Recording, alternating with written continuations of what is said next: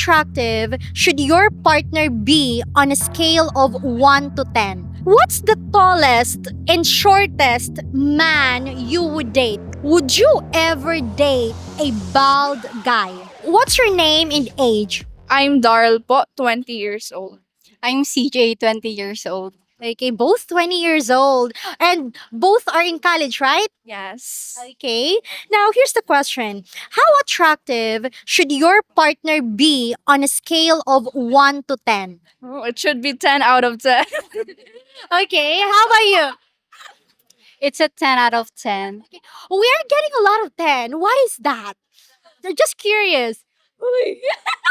Because the genes, it's so important. The genes. Okay. Why is the genes so important? Like, Oh, English, right? Oh my God. Genes, final answer. okay, gene is so important. Okay, the same thing with you, Berai. Yes. Okay.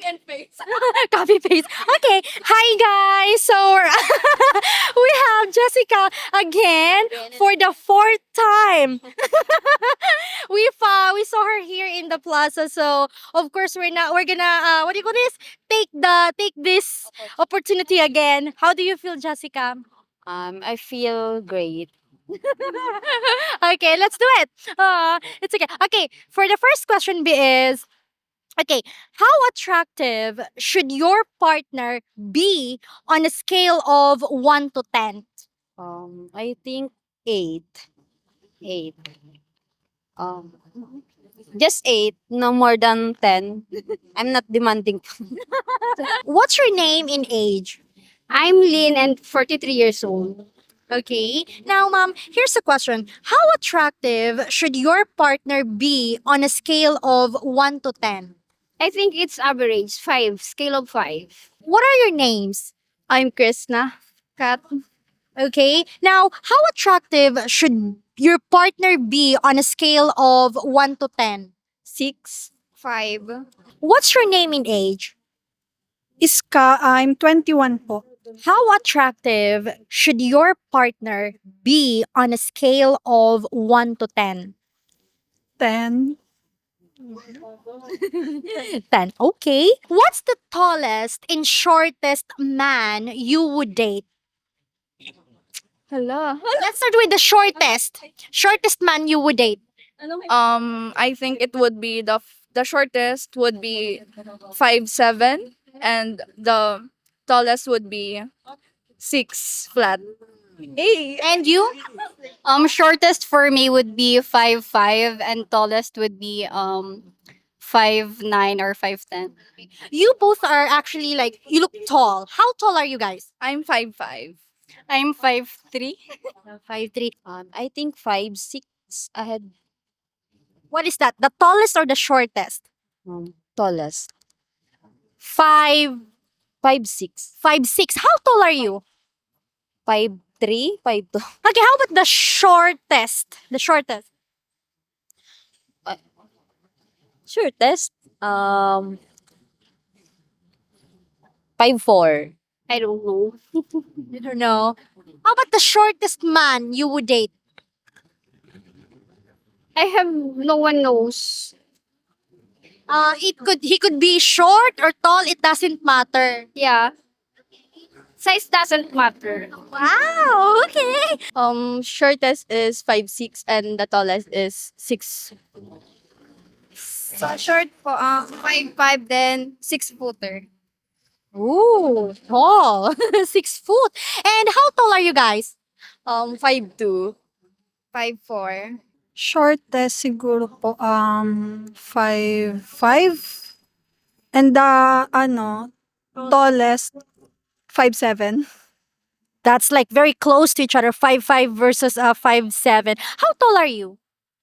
5'2" and a half, 5'3". Now for the last question, would you ever date a bald guy? Yes.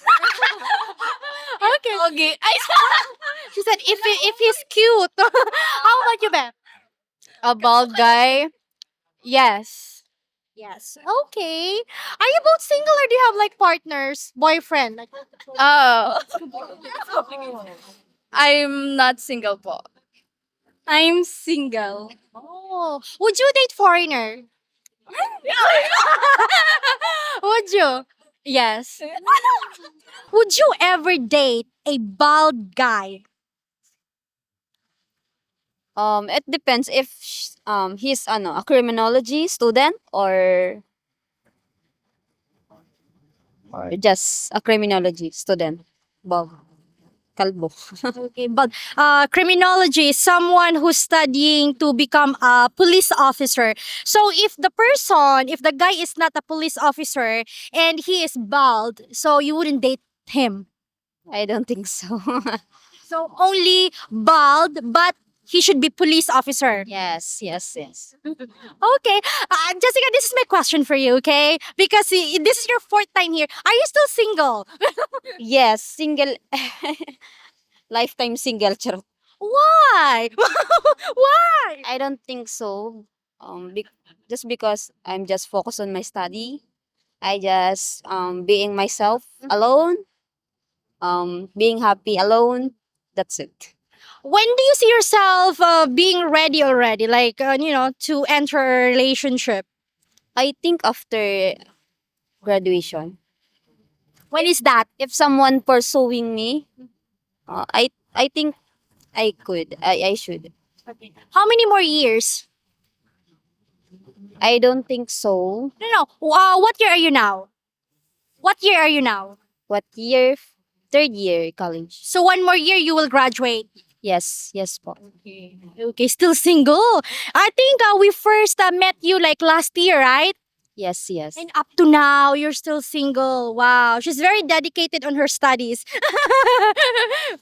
I'm just doing some of stuff um like joining pageant in school or different academics curriculum like that.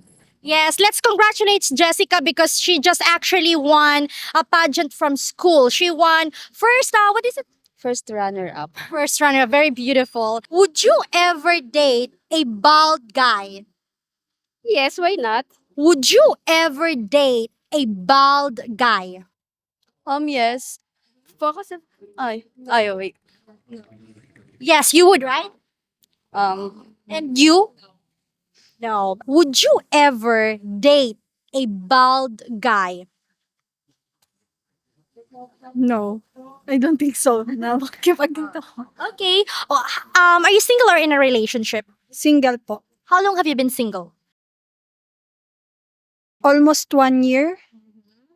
Okay. And how old are you? 21 po. 21. Very pretty. Okay. You're still studying in college, right? Yes. Maybe what's your course? Nursing. Beautiful. Nursing student. Okay. Now, what are you looking for in a guy? Like I would say, because you've been single for a year, right? So what are you looking for? Wala naman. Ayoko lang mag-commit. Oh, you just don't want to commit. Okay. Okay. When are you gonna be ready? Pag tapos na. Okay, when you're done studying. What year are you now? First year, a regular student. I see. Okay. Well, anyway, thank you so much. We really appreciate your time. Thank you. Beautiful reflection